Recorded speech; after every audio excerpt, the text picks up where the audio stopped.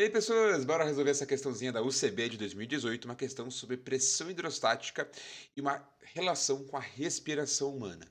Basicamente, né, ele diz que uma pessoa está presa num subsolo inundado de um prédio e tenta respirar pela extremidade de um duto que está fora da água. Então, é como se fosse um caninho que está saindo da água. As que conseguem, né, ter a alta extremidade fora da água. Ele deu a densidade da água já no sistema internacional, que é o que ajuda bastante, né? Esse 1.000 kg por metro cúbico, com 10 ao cubo.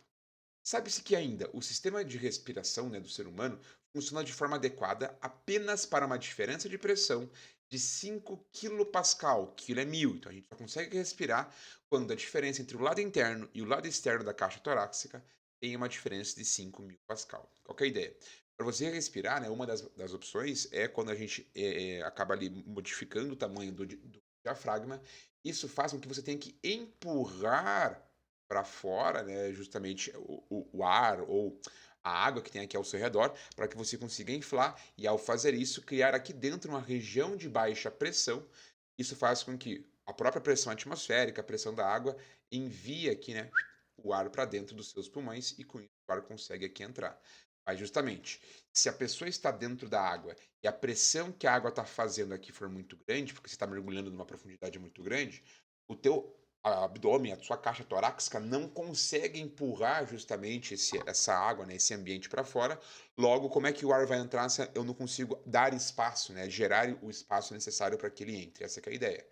Então, mesmo se você tiver um caninho e te leva, né, aqui, leva, por exemplo, pode trazer o ar lá de cima, importa. Se você estiver obrigatoriamente numa profundidade muito grande, você não tem força suficiente, você acaba sendo esmagado pela pressão da água e não consegue daí respirar. Essa que é a ideia.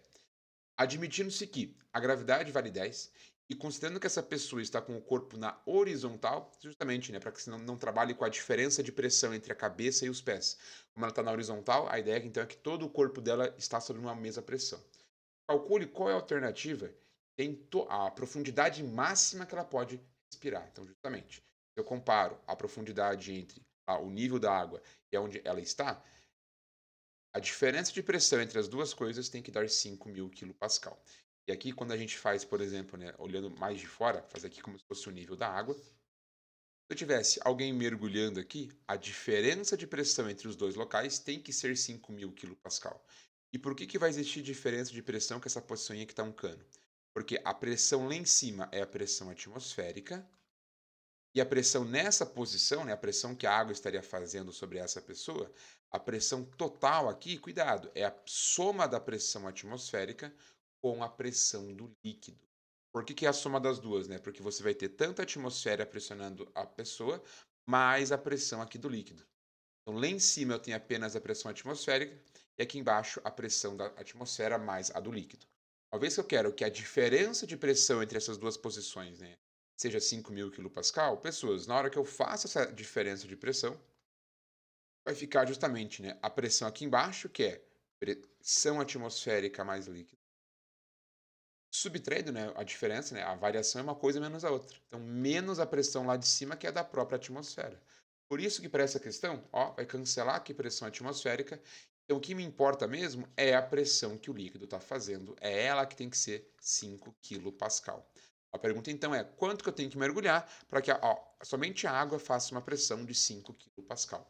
Se você substituir na equaçãozinha, né, pressão de líquido é densidade vezes a gravidade vezes a profundidade. Com isso, ó, vai ficar quilopascal, então é 1.000 pascais, né? Aqui vai ficar 5 vezes 10 ao cubo, igual a densidade da água é 1 vezes 10 ao cubo, vezes a gravidade, que é 10, tudo isso vezes a altura, é a profundidade. As potências de base 10 a gente vai simplificar, com isso vai ficar 5 igual a 10H. 10 passa dividindo, resposta final, H é igual a 5 dividido por 10, meio metro. Então, o máximo que você pode mergulhar, a gente acha que é muito, né? É meio metro. Ué, mas eu já vi gente mergulhando mais do que isso. É que a ideia é usando esse snorkel, né? Esse tubinho. Então você não pode mergulhar lá 2, 3 metros com um tubinho, por mais que o tubinho ligue direto lá para o ar, porque quando você tentar puxar o ar, a sua caixa torácica não vai conseguir se expandir a ponto de fazer esse ar entrar. Então você vai tentar ficar sugando o ar e não vai conseguir. Ah, mas como que o ser humano consegue então respirar lá embaixo? Ele usa aquelas máscaras, onde tem o cilindro de ar comprimido, e a ideia é que com aquelas máscaras você força o ar a entrar. Você cria ali uma certa pressão dentro desse cilindro, suficiente para empurrar o ar forçadamente para dentro dos seus pulmões, diferente quando coloca o tubinho e é você que tem que fazer ali aquela respiração totalmente ativa, beleza? Então, questão interessantíssima. Se gostou desse vídeo, já deixa seu like, se inscreva no canal e comentários, só colocar aqui embaixo na seção. Até a próxima!